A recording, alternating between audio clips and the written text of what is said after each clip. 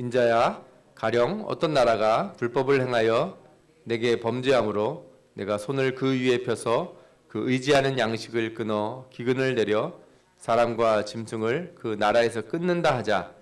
비록 노아, 다니엘, 욥 이 세 사람이 거기에 있을지라도 그들은 자기의 공의로 자기의 생명만 건지리라. 나 주 여호와의 말이니라.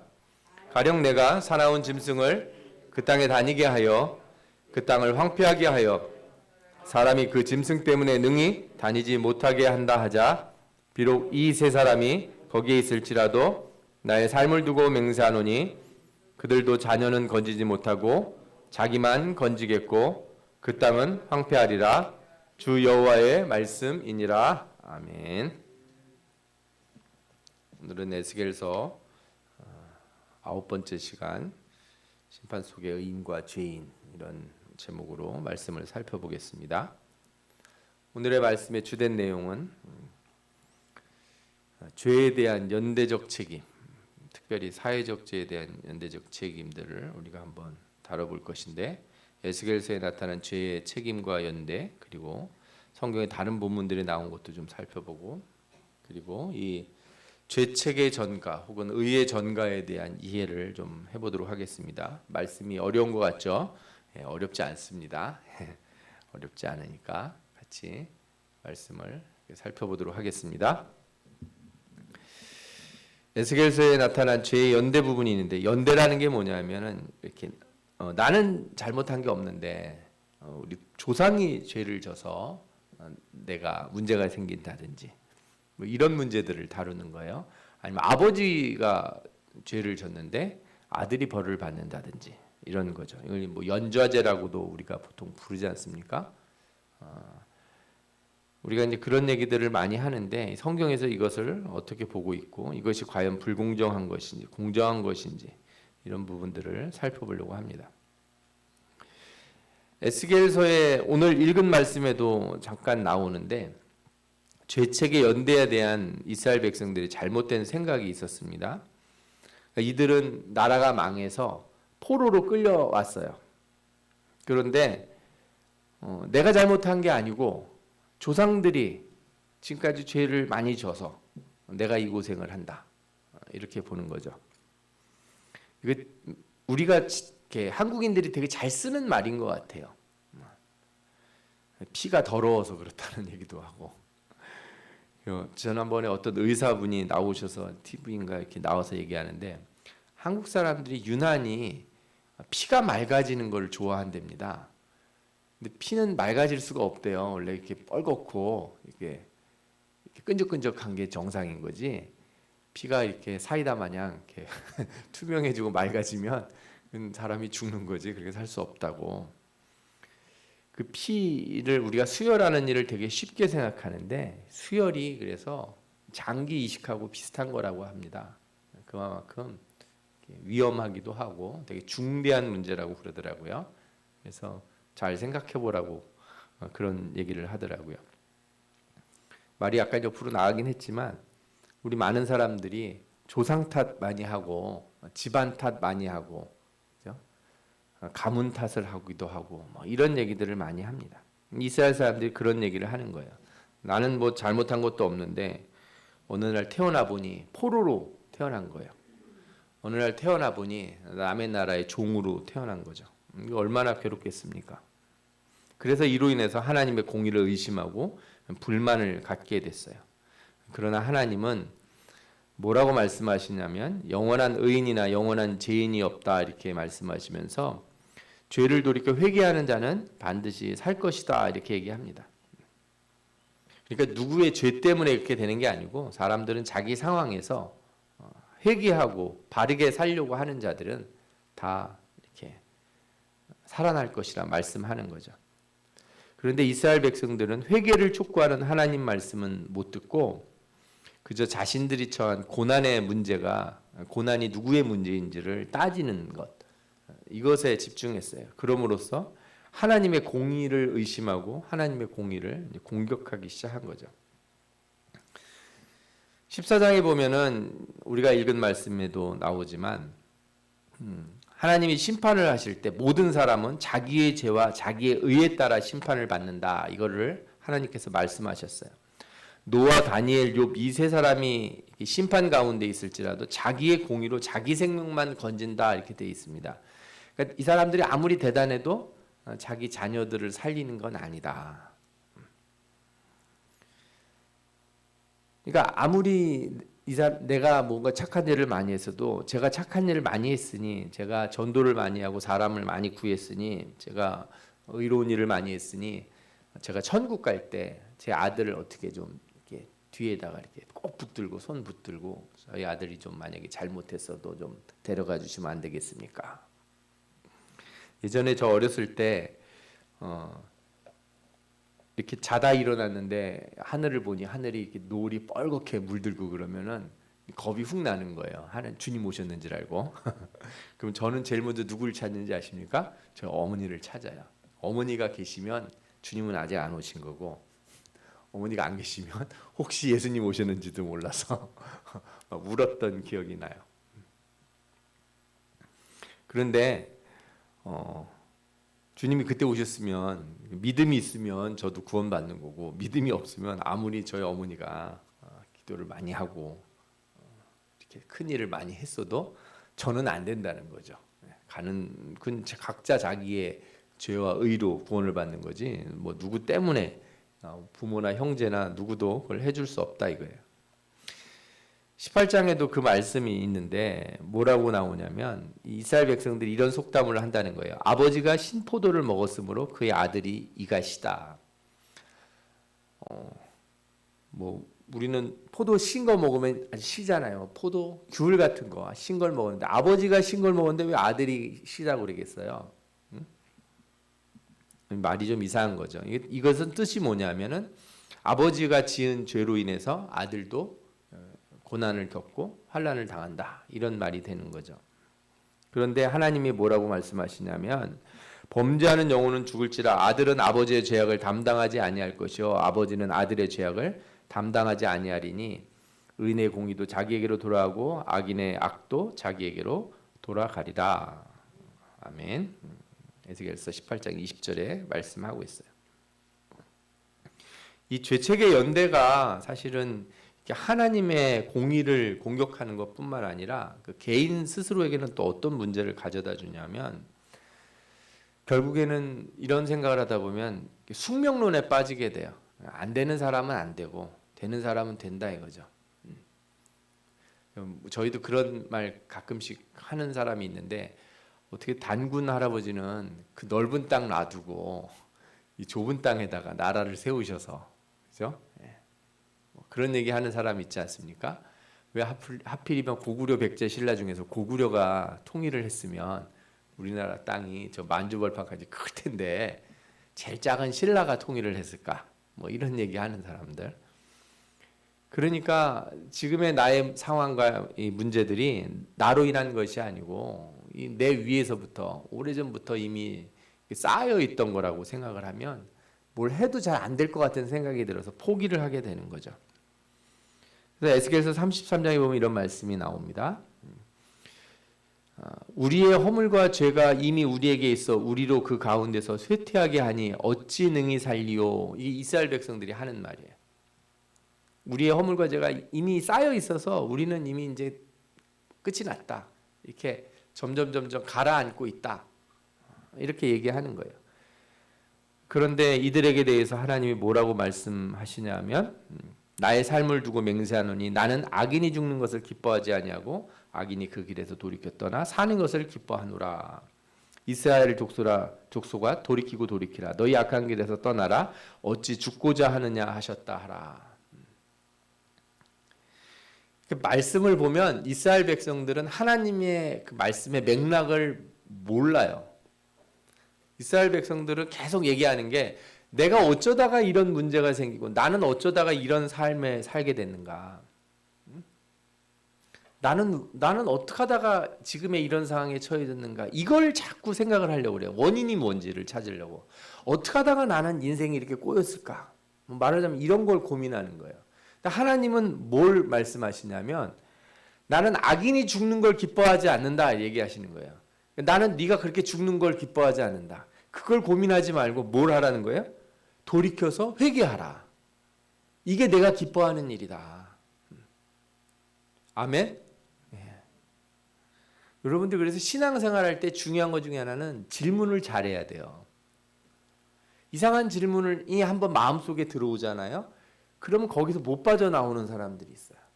계속 같은 질문을 해요. 매일 똑같은 생각을 해. 같은 질문하고 같은 대답하고 같은 생각하다가 또 그러다가 그냥 또 잠이 들다가 또 심심하면 그걸 꺼내서 생각하는 분들이 있어요. 그냥 답이 안 나오면 딱 버리고 지금 당장의 일, 내가 지금 앞에 놓여 있는 일을 하며 살면 되는데 그렇게 안 하고 괜히 우울하게 마음이 굳어져 가지고 그 우울한 생각들 끄집어내 가지고 내가 그때 그 사람을 만나지 말았어야 되는데 그때 내가 여기를 가지 말았어야 되는데 하다 보면 요즘은 또 뭐 경제가 안 좋다니까 그때 집을 사지 말았어야 되는데 땅을 사지 말았어야 되는데 그 회사를 가지 말았어야 되는데 계속 그 생각을 되씹는 사람들이 있어요. 하나님은 그런 거를 되씹으라고 우리들에게 말씀을 주시는 게 아니에요. 지금 너의 삶에 문제가 있다고 느끼냐? 뭐 하라고요? 회개하고 돌이키라. 자꾸 왜 그런 생각에 빠져가지고 스스로 죽으려고 하냐 이거예요. 어찌 죽고자 하느냐 이렇게 묻지 않습니까 하나님이.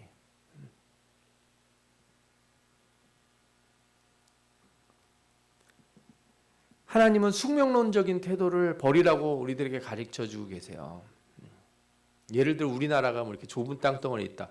그거 맨날 생각하면 무슨 소용이 있습니까? 고구려 백제 신라가 왜 그렇게 됐는지 그거 생각할 필요가 하나도 없어요. 그건 역사 공부할 때 그냥 잠깐 배우고 말면 돼요.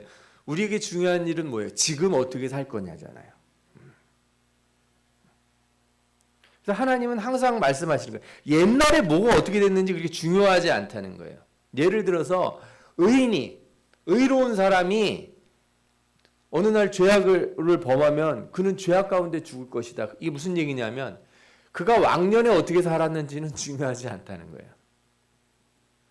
내가 왕년에 참 잘했었는데 잘 나갔었는데 제가 이렇게 전도하다 보면 주일학교 때 교회 안 나가신 분이 없어요. 어떤 분들은 청년 때 막 이렇게 청년 회장하고 자기 방언도 하고 그랬대요. 요즘은요 교회 안 나간대요. 그럼 교회 안 나가는 거지. 그래서 안 믿는 거지 그럼 뭘 믿는다고 그래요. 제일 답답한 얘기예요. 예. 제가 직장 생활하고 그럴 때 막 회식 같은 거 하면은 뭐 술을 따라줘. 저는 크리스찬이라 안 마신다고 그러면은 자기 잔에 따르면서 하는데 나도 옛날에 열심히 다녔었다고. 자기도 집사였다고. 이런 얘기 하고 그래요. 뭐 어쩌라고. 우리 젊은 애들 얘기하듯이 어쩌라고요. 그죠? 왕년이 중요한 게 아니고 지금이 중요하기 때문에 지금 범죄하면 그가 죄 가운데 죽게 되는 거예요. 만약에 악인도 마찬가지예요. 그가 악에서 떠나 정의와 공의대로 살면 그로 말미암아 살리라 이거예요. 이게 하나님의 뜻이에요. 정말 아멘 하셔야 되는 거예요. 그리고 아멘 하신 분들은 이 말이 얼마나 그 위중하고 엄중한 말인지 깨달으셔야 돼요. 우리는 쉽게 말하지 않습니까? 어떤 사람들 막 그 재판 같은 거 받는 거 신문 같은 데 나오면은 이런 인간을 어떻게 죽여야지 사형은 안 처하고 이런 사람은 뭐 무기징역에 처해야 된다고 막 쏟아내는 사람들이 있어요. 악인은 회개하면 안 돼요? 악인은 이렇게 새 기회를 얻으면 안 됩니까?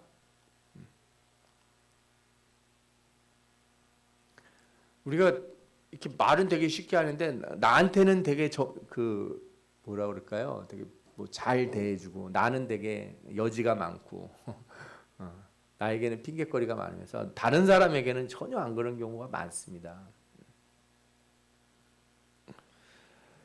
하나님이 이렇게 하시겠다 그럴 때 이스라엘 백성이 뭐라 하냐면 너희가 이르기를 주의 길이 바르지 아니하다 하는도다. 이스라엘 족속아 나는 너희가 각기 행한 대로 심판하리라. 그러니까 옛날에 사로잡혀 가지고 현재를 망치지도 마시고 반대로 옛날에 묶여서 그죠? 옛날을 기대 가지고 지금 잘못한 것을 덮고 가려고 그러셔도 안 돼요. 항상 현재가 저는 가장 중요하다고 생각해요. 그래서 여러분들 현재 고난이나 이 고난의 원인을 조상이나 특정한 사건에 돌리지 말고 오직 현재의 상황 속에서 하나님의 뜻을 따라 회개하기를 촉구하시는 이 말씀을 꼭 받아들이시기 바랍니다. 또한 과거의 영광 혹은 과거의 지위 이거에 얽매여서 현재의 문제를 간과하거나 과소평가해서도 안 됩니다. 그런 사람들이 있잖아요. 이렇게 난 대기업에서 임원하다가 은퇴를 하게 됐는데 은퇴한다고 뭐 요즘 어디 쉽게 직장을 얻을 수 있는 건 아니잖아요. 어떤 분들은 내가 뭐 왕년에 이사고 상무였지 지금은 은퇴했으니까 뭐 어디 경비 자리라도 있으면 가서 일하시겠다 이런 분들도 있고 새롭게 시작하시는 분들도 있어요. 다 내려놓고 그건 지나간 일이니까. 근데 어떤 분들은 절대 그렇게 못하겠다는 거예요. 자기 타이틀이 있고 명예가 있고 그래서 뭐 그만큼 잘 모아놔서 돈도 많고 그래서 그렇다면 제가 뭐라고 할 말씀은 없는데 그러나 그런 거에 매여서 현재를 잘못 간과하면 그것도 안 될 거예요. 다른 건 몰라도 적어도 신앙만큼은 그래요. 신앙은 지금 여기에서의 신앙이 제일 중요해요. 어저께까지 내가 어떻게 살았느냐보다 오늘 내가 회개하면 하나님이 나를 어떻게 하세요? 건져주세요. 용서해 주신다고요. 그래서 십자가에 달려 죽은 강도는 우리에게 참 시사하는 바가 많아요. 한편으로는 아니 이럴 수가 있는가? 이런 불공평할 때가 있는가? 저 인간 온갖 나쁜 짓은 다 하다가 잡혀서 이제는 사형 선고 받아서 나무에 달려 죽는데 잠깐 주님 만나서 그죠? 말 한 번 좀 잘했다고 어떻게 예수님은 저를 구해서 천국에 오늘 밤 너가 낙원에 나와 함께 있으리라 이렇게 말할 수 있는가? 이런 사람은 예수 못 믿어요. 교회 와보면 다 그런 사람들 뿐이거든요. 어디 구원받을 만한 구석이라고는 요만큼도 안 보이는 사람들이 다 앉아있고 앞에서 설교하는 사람도 그렇게 보일 때가 있는데 그러나 반대로 생각하면 얼마나 큰 은혜가 되는지 몰라요. 저는 항상 기도해요. 십자가에 달린 강도도 구원을 받는데 구원 못 받을 사람이 어디 있겠냐는 거예요. 죽기 직전에 회개하고 구원받은 사람도 있는데 나는 안 돼요. 나는 끝났어요. 내 인생은 막장이에요. 이렇게 말하는 사람은 그는 하나님을 모르는 사람이에요. 아닙니다. 기회가 있습니다. 세상은 기회가 없다고 그러고 세상은 끝났다고 말할지 모르지만 하나님은 너에게 아직 기회가 있다. 너의 삶엔 기회가 있고 너는 내 자녀가 될 수 있다. 이렇게 말씀해 주신다고요. 그래서 지금 이 순간 하나님의 자녀가 되기로 결심하고 살아가는 것이 가장 중요해요. 지금 이렇게 살고 있는 분들은 그렇게 신앙생활 하시는 분들은 지나간 일들에 너무 매이지 마세요. 내가 언제 어떻게 참 잘했는지 그때는 내가 참 봉사도 잘하고 헌신도 잘하고 기도도 잘하고 그걸 다 잊어버리세요. 지금 잘하는 게 제일 중요하니까 오늘 하루에 항상 최선을 다하시기 바랍니다. 그래서 신자는 자신을 이해하려고 할 때 과거로부터 형성된 나로 규정하지 마세요. 옛날의 나를 평가하는 기분 나쁘잖아요. 저도 이렇게 예전에 보면 제가 그 대학 1학년 때는 머리도 막 이렇게 기르고 막 수염도 기르고 막 이런 적이 있어요. 약간 우울했었거든요 그때. 사는 게 힘들고 그래서. 근데 제가 군대 갔다 온 뒤로는 머리를 항상 이렇게 쫙 넘기고 이렇게 있어요. 근데 대학교 1학년 때 저를 아는 학교 선배들은 저를 나중에 직장 생활하다 만났을 때 다들 깜짝 놀라는 거예요. 이상한데 너 옛날에 머리 이렇게 많이 기르고 군복 아시죠? 남자들 보면 야상이라고 있어요. 야전 잠바 여기 막 그거 이렇게 입고 다니고 그때는 몸무게가 57kg 나갔으니까요. 지금 87kg 이렇게 나가는데 57kg 나갔으니까 얼마나 날씬했어요. 뺏싹 말라가지고 막 그러고 다녔을 때로 저를 기억하고서 저를 평가하려고 그러면 나 그런 사람 아닙니다. 이제 바뀌었습니다. 이렇게 말할 수 있잖아요. 하물며 외모 가지고도 그런데 야, 너 옛날에 술 먹고 막 길거리에서 쓰러져 자고 그러던 애 아니야? 이렇게 얘기한다든가. 너 옛날에 그렇게 거짓말 잘하고 나쁜 짓 많이 하고 친구들 못 살게 굴고 막 그런 사람 아니었어? 이렇게 얘기했을 때 과거로부터 나를 규정해버리면 나는 진짜 아무것도 아닌 사람이 돼요. 그러나 성경은 항상 어떻게 우리를 규정하려고 하냐면 미래로부터, 저 천국에서부터 우리를 이렇게 규정해요. 저 천국에서 있는 나의 모습으로 현재를 규정하려고 한다고요. 천국에서는 우리는 다 뭐예요? 하나님의 백성이잖아요.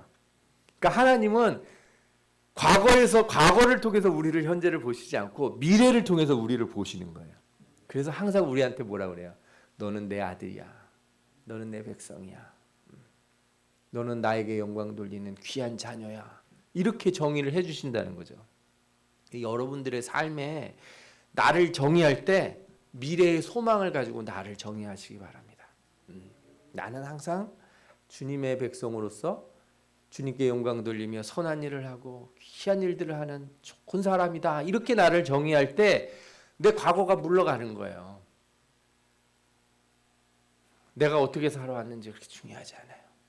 아픈 상처들과 괴로운 일들과 나의 속상했던 일들은 자꾸 뒤로 던져버리고 저 미래에, 관계에서도 마찬가지예요. 여러분들 하나님과의 관계에서도 이렇게 미래적 소망으로 나를 봐야 되는 것처럼 사람과 사람과의 관계에서도 그래요. 예를 들어 부부 사이에 옛날에 막 지긋지긋하게 싸웠을 때 그 감정으로 계속 얼굴을 쳐다보면 어때요?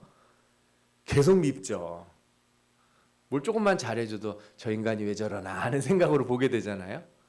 그런데 미래적 소망을 가져보세요.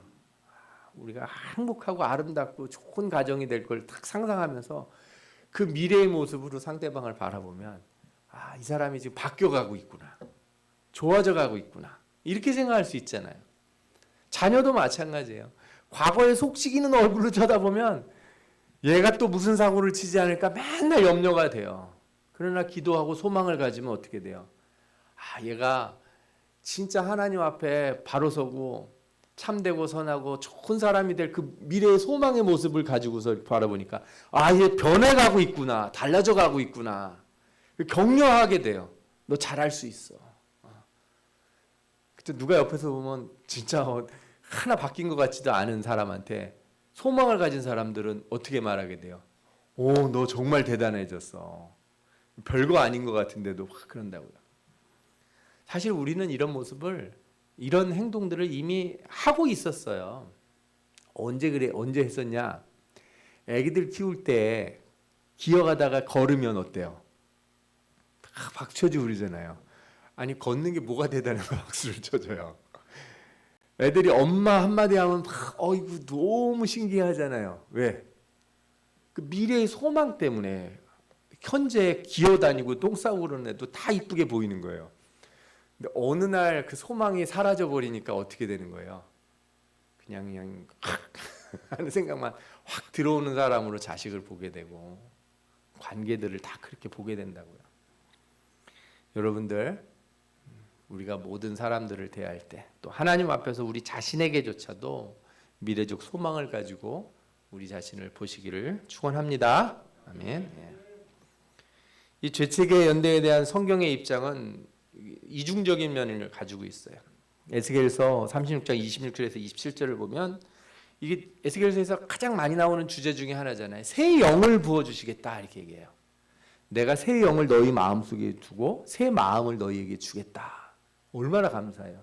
그래서 그 마음으로 너희 굳은 마음을 제거시키고 부드러운 마음이 되게 만들고 내 영을 너희 속에 두어 너희로 율례를 행하게 하리니 너희가 내 규례를 지켜 행할지니라. 그러니까 우리들에게 새로운 마음을 주셔서 우리를 변화시켜 주시겠다 이렇게 말씀하셨어요. 그런데 18장 31절을 보면 이렇게 나와요. 너희는 너희가 범한 모든 죄악을 버리고 마음과 영을 새롭게 할지어다. 이스라엘 족속아 너희가 어찌하여 죽고자 하느냐. 이 두 가지 말씀이 뭐가 좀 다르죠. 하나는 하나님이 영을 부어주신다고 약속하신 건데 다른 거 하나는 어때요? 나보고 어떻게 하라는 거예요? 새롭게 하라는 거예요. 너희 마음을 갈아엎으라 새롭게. 이게 성경에서 말하는 이 구원의 이중성이에요. 구원은 하나님의 은혜고 약속이에요. 우리의 능력이 하나도 없어요. 그런데 우리에게 끊임없이 뭘 요구하세요? 죄를 버리고 하나님 앞에 돌아서라. 회개하라. 선을 행하라. 그렇게 말씀하신다고요. 하나님의 나라를 이렇게 뭐라 그럴까요? 침노하라고 그러잖아요. 천국은 침노하는 자의 곳이다. 빼앗으라는 거예요. 천국에 가길 애쓰라는 거예요. 구원을 붙잡았다고 생각하고 이미 잡은 물고기라고 생각하지 말고 아직 도착하지 못한 건 내가 끊임없이 추구해야 될 것으로 생각하라는 거죠. 그러면 이상하잖아요. 아니 좆되는 거예요? 안 좆되는 거예요? 신앙은 이거를 두 개를 분리하지 않습니다. 이걸 분리하지 않는 게 좋은 신앙이에요. 하나님이 이미 우리에게 새 영을 부어주시겠다 약속하셨어요. 아멘? 예. 그럼 나는 그 말 듣고서 가만히 그러면 한번 하나님 저를 어떻게 한번 해보시죠. 이렇게 누워가지고 이불에 가만히 누워가지고 감은 언제 떨어지는 건가요? 말하면서 로또 번호를 하나님이 가르쳐줘도 로또를 사러 가야지 맞지. 가만히 있으면 어떻게 맞습니까? 응? 하나님이 새 영을 부어주신다고 말씀하면 내가 일어나려고 해야죠. 예수 그리스도가 안진뱅이 한테 너 일어나 걸으라 그럴 때 어떻게 해야 돼요? 일어나 걸어야죠. 소경한테 눈을 뜨라 그러면 어떻게 해야 돼요? 눈을 뜨려고 해야지 눈이 떠지지. 계속 눈 감고 있으면서 저는 안 떠집니다. 말씀대로 안 되는 것 같아요. 성경에도 그런 사람이 있긴 있더라고요. 그래서 예수님이 2번이나 이렇게 내가 눈에 안수를 했는데 눈을 떠지니까 안 보인다고 희미하다고 그러니까 한 번 더 하셨어요. 성경에 바라볼 사람들이 다 나오는 걸로 봐서는 하나님이 잘 아시는 것 같아요, 우리를.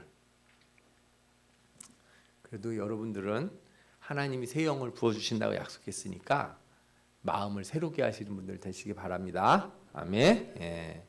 이게 그래서 죄책도 마찬가지인 거예요. 내가 묶여있다고 자꾸 생각하면 하나님이 너 다 끝났다. 모든 죄에서 너를 사해 주었다. 이렇게 딱 얘기했을 때 나도 어떻게 해야 돼요?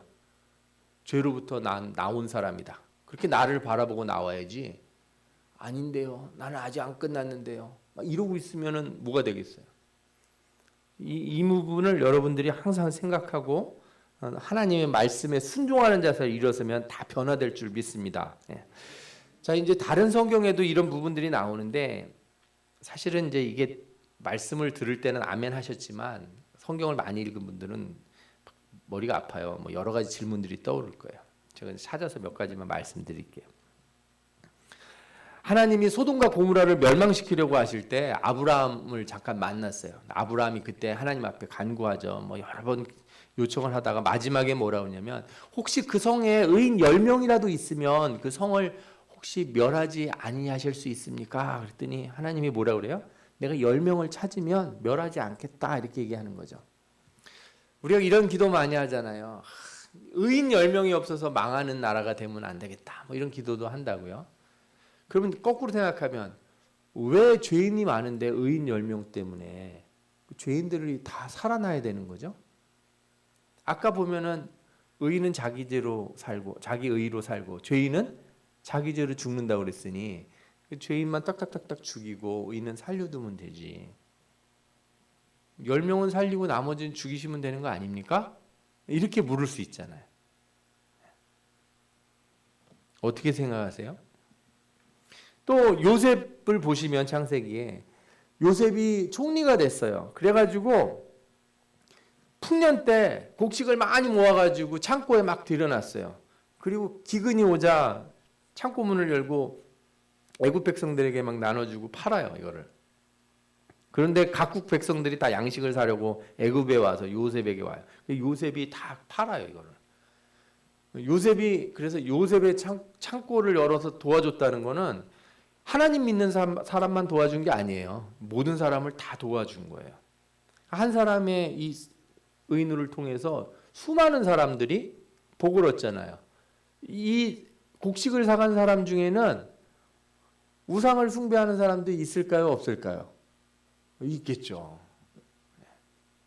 근데 어떻게 이런 일이 있을 수 있지? 하나님은 의인만 살리고 악인은 다 치셔야 되는 거 아닌가?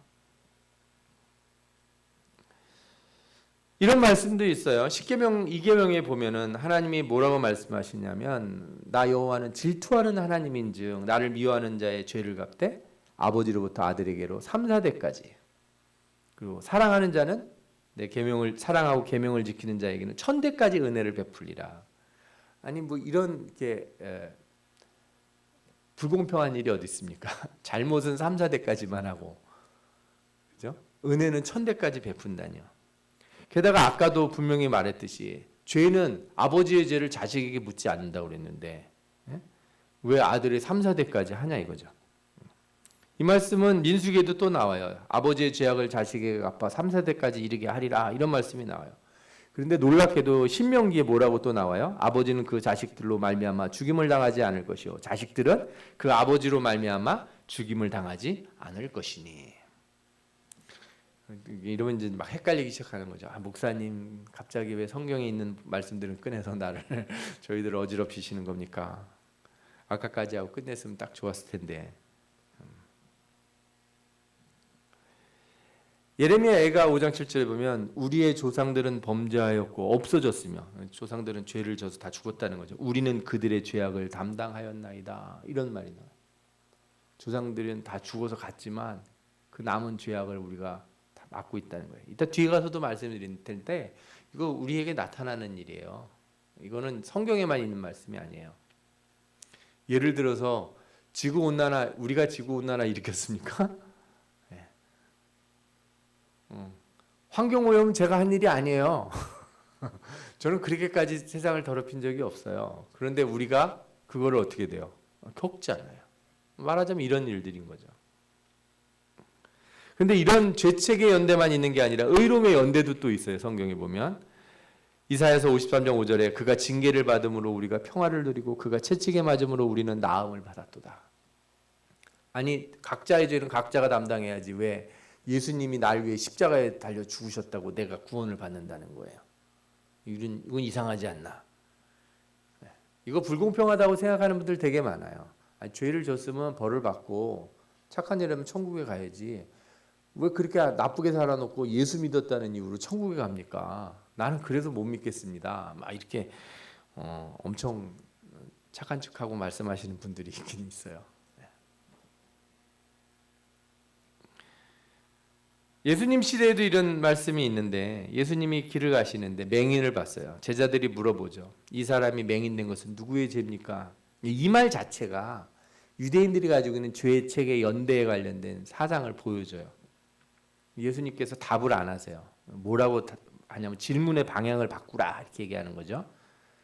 하나님이 하시는 일을 나타내고자 함이라. 여기에 큰 힌트가 있는 거죠.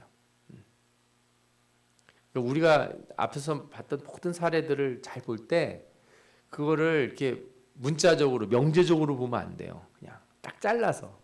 성경은 그래서 여러분들 이거 무슨 매뉴얼이나 법전이 아니에요. 그렇게 읽으면은 앞뒤가 안 맞는 것 같다고 저는 성경 못 믿겠습니다 이렇게 하는 사람들이 막 나와요. 성경에는 하나님의 뜻이 나타나거든요. 하나님의 뜻이 뭔지를 생각해 봐야죠. 그런 말씀들을 하셨을 때 저는 여러분들이 이런 태도를 가지시면 좋아요. 하나님이 벌을 내리시겠다 이런 말씀하시면 오죽하면 그런 말씀을 하실까 이렇게 생각하시라 이거죠. 부모가 자식이 하도 속을 시켜서 화가 나서 너 이놈 너 그러면 내가 그냥 다리 몽둥이를 부숴버릴 거다 그러면은 다리 몽둥이를 진짜 부수겠다는 뜻으로 들으십니까? 아니죠. 맥락을 들어야죠. 맥락을. 정말 그러지 마라. 내가 너무 속이 상한다. 이런 뜻이지 그게. 그러세요. 자, 발 부러뜨리세요. 이렇게 다리를 내밀으면 그건 안 되죠. 예. 너희 나쁜 놈 너 그렇게 살 거면 호적 파가라. 그러면 알겠습니다. 그래서 이렇게 서류 해와가지고 여기 도장 찍어주시면 호적 팔 수 있습니다. 이거 가져오면은 이 아들은 진짜 어떤 아들이에요? 정말 못된 아들이죠. 정말 호적을 파가라고 그러셨겠어요? 마음을 못 알아듣는 그런 해석을 하면 성경을 못 읽어요. 예수님이 하시는 얘기가 그거야. 너희들은 사람이 안 보이는데 그 누구 죄인지 그거 따지고 그렇게 싶냐? 누가 고난을 당하는데 그 누구 잘못인지 그렇게 따지고 싶냐? 제가 주일날 여러분들 다 아시다시피 그 전날 사고가 있었잖아요. 우리나라에 큰 사고가. 전 진짜 황당해가지고 뭐 이런 사고가 있을 수 있는가 이런 생각을 했어요. 제가 우리 부목사님한테도 말씀드리고 여러분들에게도 말하지만 언급하지 마시라. 누가 뭘 잘못했는지를 말하는 거는 그건 세상 사람들한테 맡기고 우리는 왜 우리나라에 이런 일이 있을까? 하나님의 뜻은 과연 무엇일까? 이걸 생각하는 게 더 중요한 거예요. 그 불쌍한 영혼들을 어떻게 그렇게 됐을까? 이렇게 생각하면서 주님이 이 시대에 우리들에게 뭔가 깨우쳐 주시려는 게 있는가? 이걸 생각해야죠. 그거 가지고서 막 네가 잘했네, 네가 못했네 막 해서 원인이 뭐네 막 그렇게 생각하면은 사실 여러분들 그거 되게 싫어하면서도 그걸 하시는 거예요. 응? 싫어하면서도. 제가 전에 무슨 TV 프로를 하나 봤는데 거기 이제 퀴즈를 내는 거예요. 드라마에서 여자들이 남자 애들한테 퀴즈를 내요. 뭐라고 내냐면 집에 페인트 칠을 했는데 방에 문을 닫으면 페인트 냄새가 너무 심해서 머리가 아프다는 거예요. 여자친구가. 문을 열면 좋은데 바깥에서 먼지가 들어오고 매연이 들어와서 또 안 좋다는 거예요. 남자친구가 와서 남자친구한테 여자가 물어봤다는 거예요. 이 문을 닫아야 되냐 말아야 되냐 열어놔야 되냐 이렇게 물어봤다는 거예요. 정답이 뭐죠? 정답은 문을 열어라 닫아라가 아니라 너 괜찮냐? 너 병원 가야 되지 않냐? 약 사다 줄까? 이게 정답이라는 거예요. 이게 맥락에 맞는 거라는 거예요, 이게. 근데 우리가 원인과 결과를 따지는 사람이 돼가지고 글쎄 그래도 머리 아픈 게 낫겠지 매연보다? 닫어 이래버리면은 맥락을 모르는 사람이 되는 거죠. 연애 못하는 사람이 되는 거예요. 예수 그리스도의 이 마음을 아는 사람들이 다 되시기 바랍니다. 예? 유대인들은 이걸 못 버려가지고요. 예수님 십자가에 달려 죽을 때도 뭐라고 그랬냐면 자기들 입으로 그 피를 우리와 우리 자손에게 돌릴지어다 이렇게 얘기했다는 거예요. 그리고 어떤 사람들은 이 구절을 근거로 해서 유대인들이 유럽에서 그렇게 많이 핍박을 받고 박해를 받았잖아요. 그들은 어디 정착할 수가 없었어요. 제대로 된 직업을 가질 수가 없었고. 그리고 2차 세계대전 때는 또 그렇게 많이 죽게 됐잖아요. 그거 다 뭐 때문에 그렇다? 이것 때문에 그렇다. 이렇게 말하는 분들인데 조심하셔야 됩니다. 이런 말 아무렇게나 하시면 큰일 나요. 그건 성경적이지도 않고 상식적이지도 않은 말이에요. 만약에 그 말이 맞다고 주장하시면 아까 계속 봤던 하나님의 말씀, 이 죄책의 연대라고 하는 것을 하나님이 어떤 의미에서 하셨는지 난 모르고 하여튼 나는 문자 그대로 나는 하겠다. 이런 사람이라고요. 아까 예수님이 소경이 눈 안 보이는 것이 그것이 하나님의 무엇인가의 섭리가 그 안에 있다라는 걸 얘기해 주고 싶은데 사람들은 다 누구 죄인지 따진 거나 똑같이 그런 사람이 되는 거라고요. 조심해야 될 태도예요, 여러분들. 우리가 그런 걸 이렇게 생각할 때 사실은 마지막에 생각할 가장 큰 중요한 말씀이 하나 나오는데 로마서 5장에 나오는 말씀이죠. 아담을 통해서 모든 사람이 죄인이 되고 예수 그리스도를 통해서 모든 사람이 의롭게 된다는 거예요. 이걸 보면 연대가 있는 것처럼 보이기도 하잖아요. 앞에서 이런 여러 가지 말씀들이 있는데 제가 그냥 한 장으로 딱 정리를 해드릴게요. 첫 번째로 성경에 나오는 죄인이나 의인 모두 다 완벽하지 않아요. 그러니까 완전한 의미에서 죄인이나 완전한 의미에서 의인이 없기 때문에 그러한 연대를 우리가 인위적으로 만들 수 없어요. 그리고 하나님은 언제나 죄를 벌하실 때보다 자비를 더 크게 베푸세요. 하나님 벌 주시는 거 그렇게 좋아하지 않으세요. 여러분들이 아셔야 돼요. 성경 전체를 봤을 때 하나님이 벌을 주시는 걸 좋아할 것 같으면 예수님이 이 세상에 안 오셨을 거 아니에요. 그죠? 그래서 저는 이런 말씀을 오히려 드리고 싶어요. 죄의 연대는 아주 약하게, 의의 연대는 더 크게 그렇게 하신다 이렇게 생각해도 괜찮아요. 하나님이 왜 죄인들을 이렇게 아까 의인 10명이 있을 때 멸망 안 하신다 이렇게 하시잖아요. 그죠? 의의 연대가 더 강하게 나타나는 것처럼 보이잖아요. 하나님을 사랑하고 말씀대 계명을 지키는 자는 천대까지 은혜를 베푼다. 이렇게 이런 걸 보면 의의 연대가 훨씬 더 커 보이고 죄의 연대는 약해 보이는 이유가 있는데 하나님은 죄인의 회개를 기뻐하시기 때문에 그래요. 가능한 한 기다릴 때까지 기다리시는 분이 하나님이에요. 주님이 왜 안 오시냐고 얘기하시는 분들은 하나님 마음을 너무 몰라도 모르는 거예요. 예수님은 두 마음을 다 가지고 계시는 거예요. 내가 속히 가고 싶다. 내가 속히 오리라. 왜? 너희들 딱 구원해 주고 싶어서. 그런데도 못 가요. 내가 가고 싶어도 못 가. 노래 가사처럼 가고 싶긴 한데 못 가는 거예요. 왜? 저 죄인들 한 명이라도 더 회개할 때 기다리느라고. 하나님이 예수님한테 지금 가야 될 것 같다 이렇게 말씀하셔도 예수님이 잠깐만 기다리십시오. 정금교회 누가 회개가 거의 다 됐습니다. 좀만 기다리시면 회개할 거예요. 아니 거의 다 됐습니다. 조금만 있으면 교회 나오고 주님 앞에 엎드릴 겁니다. 하나님 앞에 회개할 겁니다. 조금만 기다리시죠. 이게 예수님의 마음이라고요. 여러분들이 그 마음을 좀 같이 공감하시길 좀 부탁드립니다. 또 하나는 하나님이 죄인을 심판하실 때 발생하는 의인의 고통이 있기 때문에 죄인을 빨리 심판하지 않으세요. 이게 무슨 뜻이냐? 마태복음 13장 29절 30절 보면 가라지 비유가 나오는데 밭에 가라지가 부러져서 가라지 뽑으면 좋은데 주님이 뭐라 그래요? 가라지를 뽑다가 곡식까지 뽑을까 염려하노라. 이 말을 들으면 뽑는 사람들이 재주가 없나? 가라지만 쏙쏙 뽑으면 되지. 하나님의 능력이 그게 안 되시나? 근데 여러분들 이렇게 생각하시면 돼요.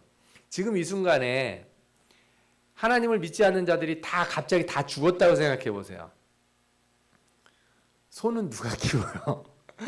농담 삼아 말씀드리지만 저 발전소는 누가 돌리고 버스 운전은 누가 하고 저 상추는 누가 재배하고 김치는 누가 만들 거예요.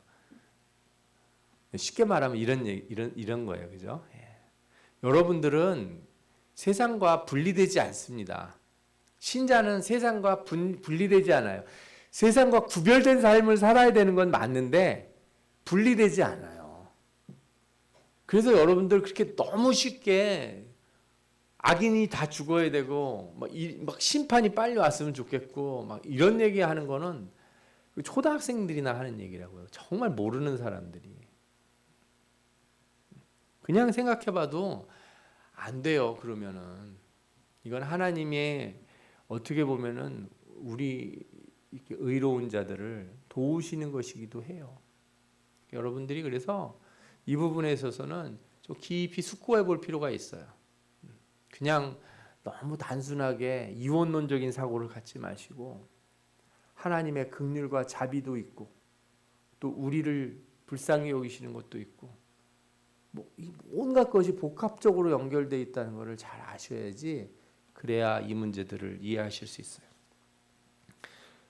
또 한 가지 아담과 예수 그리스도 간의 유비는 여기 이 말씀의 핵심을 아셔야 돼요. 제가 나중에 로마서 강의를 하게 되면 더 자세히 말씀드릴 텐데 이 아담과 예수 그리스도를 대비해서 말씀드릴 때 가장 중요한 건 구원의 은혜를 강조하기 위해서 이 비유를 쓴 거예요. 여러분들이 생각해 보세요.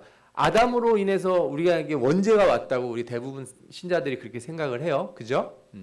그래서 원죄를 유전설이라고 그래요. 원죄 유전설. 유전을 따라서 쭉 내려왔다. 그러니까 아담 안에 우리 모든 인류가 있었고 그렇기 때문에 우리 모든 사람이 아담을 통해서 죄를 범했다 이렇게 생각하는 거예요. 그러면 우리가 원죄를 갖게 된 거는 우리의 의지가 아니잖아요. 불가항력적이잖아요. 그죠? 그러면 억울하다고 생각할 수 있죠. 그런데 그것 때문에 예수 그리스도의 구원의 은혜가 불가항력적으로 우리에게 임한다는 것도 우리가 믿을 수 있는 거예요. 내가 노력하지 않았는데도 구원이 내게 온다라는 것을 내가 받을 수 있다는 거예요. 이게 이 말씀의 가장 중요한 의미는 우리에게 은혜를 강조하게 해서 주신 말씀이다. 이렇게 이해하는 게 성도들에게 가장 좋은 거예요.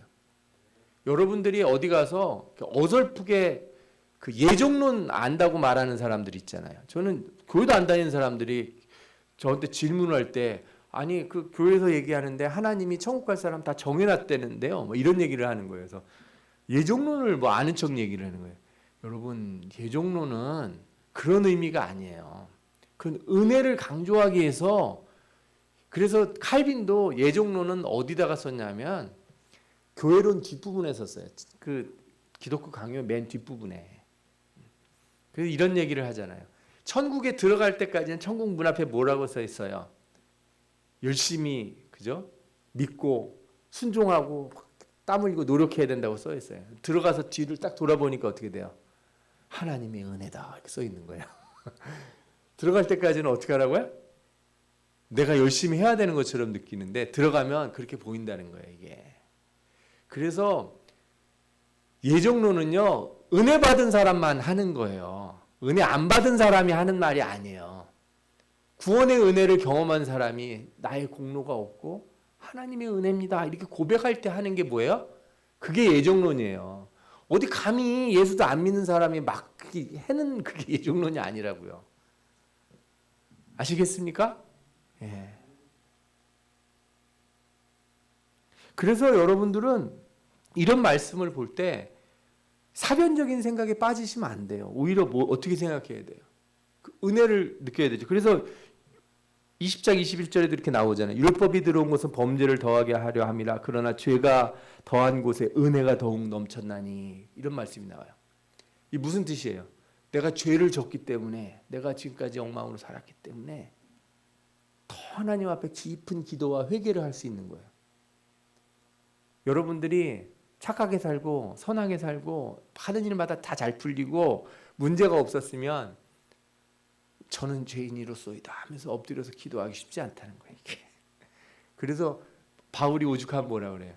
죄가 있는 곳에 은혜가 더한다. 이게 놀라운 일인 거예요. 예수 그리스도의 십자가의 은혜가 대단한 게 이거죠.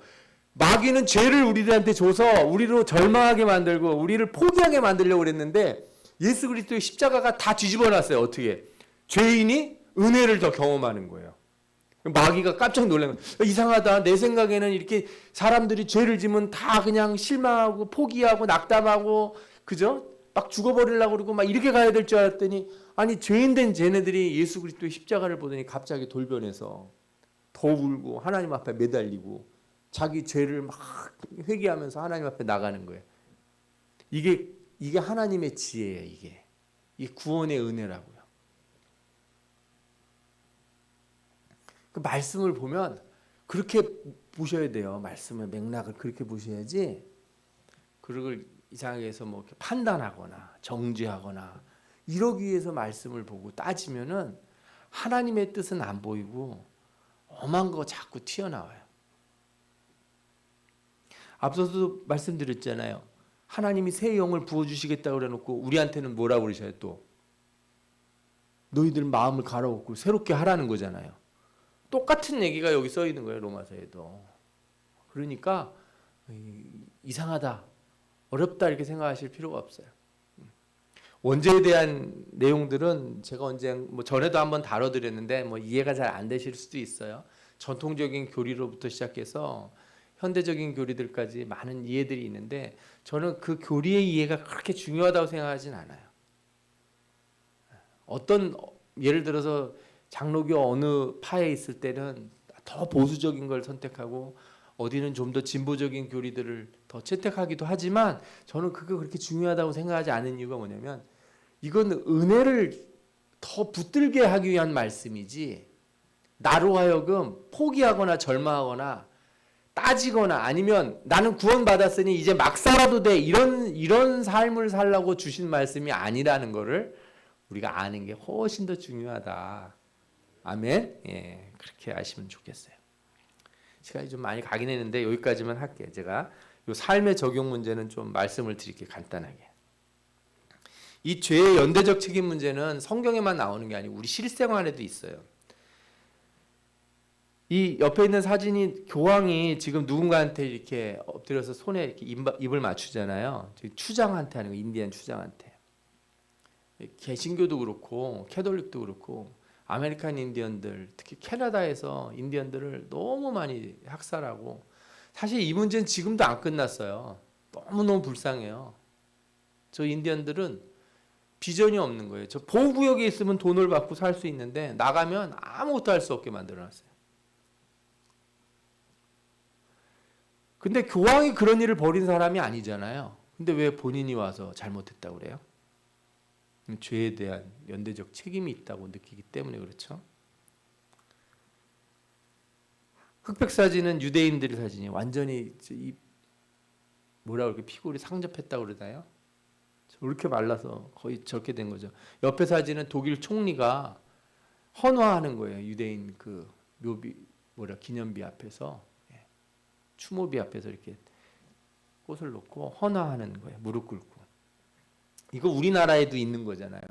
우리 지금 일본 문제. 아니 일본 사람들도 그렇게 생각할 수 있어요. 아니 나는 그 한국을 침략하고 식민지하고 있을 때 나는 태어나지도 않았다.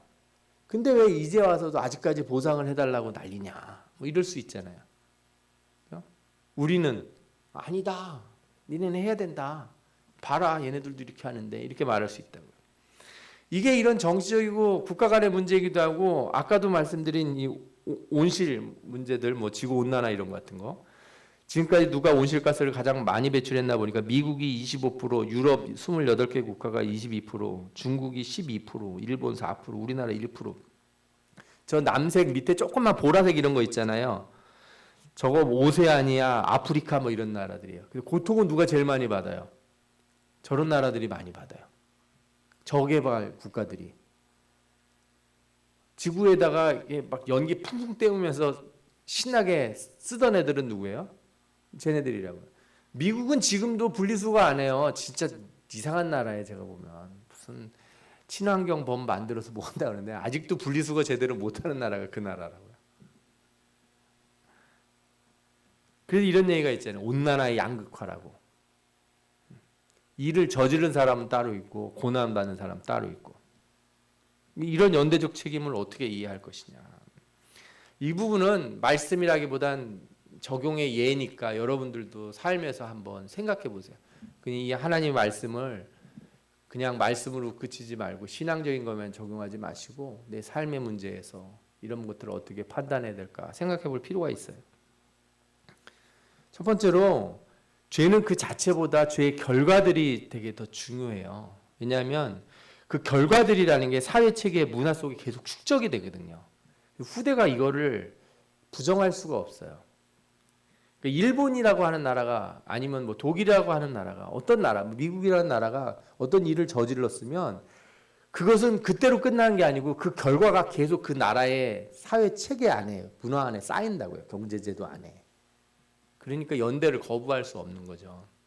그래서 저는 예를 들어서 일본이 우리나라에게 책임이 있다 말하는 건 여전히 있다 말할 수 있어요. 마찬가지로 우리도 그런 책임들을 누군가한테 또 가질 수 있는 거죠. 뭐 예를 들자면 월남전 같은 거 했을 때 우리의 책임들도 있으니까. 그래서 이 불의로 인한 이익이 한 사회나 한 가족 안에 여전히 존재할 때 그 불의에 대한 죄책을 가져야 돼요. 앞서 말씀드린 것처럼 범죄한 자들에게 3, 4대까지 이르게 하겠다 그럴 때 하나님 가끔씩 성경에서 보면 뭐 고라의 자손들 보면 고라가 반역을 했는데 가족들을 전부 다 이렇게 죽게 하시잖아요. 그 연대 가능성이 있어서 그래요. 그게 예를 들어서 여리고성에서 다 놓고 오라고 그랬는데 아간이 잘못 욕심을 부려서 돈이고 막 가져오잖아요. 근데 아간 혼자만 죽고 자식들이나 나머지는 안 죽었나요? 가족이 다 죽었어요. 그죠? 네. 왜? 그 이익이 누구에게 돌아가요? 한 사람에게 가는 게 아니기 때문에 그래요. 이런 문제들이 있다고 생각을 해보면 좀 더 이해가 잘 될 수 있는 거죠. 반대도 마찬가지죠. 의로움 때문에 얻게 된 불이익이 한 사회나 한 가족 안에 여전히 존재한다면 우리는 그걸 절대 무관심해서는 안 되는 거예요. 예를 들어 독립운동을 한다든지 뭐 국가의 여러 가지 일을 하다가 예를 들어 군대 같은 데 가서 다쳤다 그러면 여러분들 그런 일들을 무관심하게 놔두면 안 돼요. 왜냐하면 그의 삶에 여전히 불이익이 있으니까 의로운 일을 했는데 저는 그 신자가 그렇게 판단하는 게 더 옳지 않은가 이렇게 말씀드리고 싶어요. 그럼에도 불구하고 한 가지는 잊지 말아야 될 게 우리가 사회 윤리적 문제가 그죠? 이게 도덕적 관점의 문제하고 죄에 대한 문제는 조금 다르게 봐야 돼. 왜냐하면 신앙적인 거하고 사회 정치적인 문제를 너무 같은 거로 해버리면은 우리 신앙이 뭐라 그럴까요? 너무 저기가 되죠.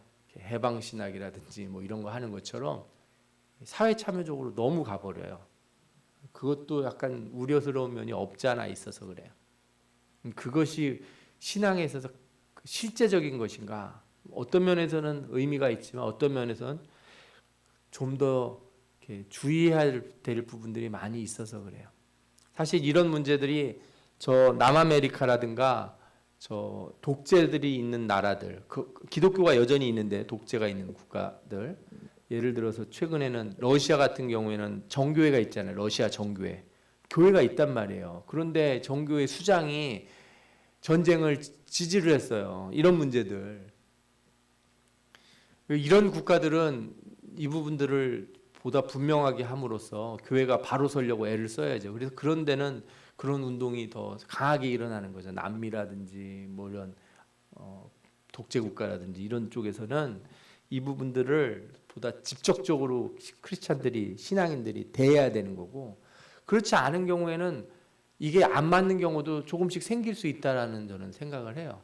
뭐 모든 예를 제가 다 말씀드릴 수는 없겠지만 그래서 제가 이 죄의 연대 문제를 그냥 신앙적인 것에만 국한시키지 마시고 여러분들 삶의 문제에 한번 잘 생각해 보시고 이걸 되씹어 보시라는 거예요. 그래야 우리가 신자로서 살아가는 신앙의 참된 가치관을 만들어낼 줄 믿습니다. 이게 중요한 거예요.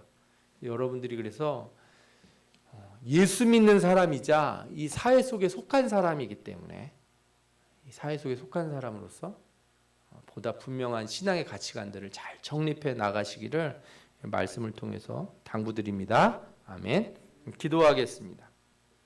우리 이 시간에 기도할 때 이 문제들을 좀 잘 생각해 보면서 하나님 저희들에게 은혜를 주시고 말씀에 깨달음을 주셔서 이 세상을 바로 알고 시대를 바로 알고 우리가 바른 분간을 할 수 있는 성경적 가치관을 주시고 이를 통해서 세상 가운데서 참된 삶의 열매들을 맺혀갈 수 있도록 도와주옵소서. 우리 다 같이 주여 한번 외치고 기도하겠습니다.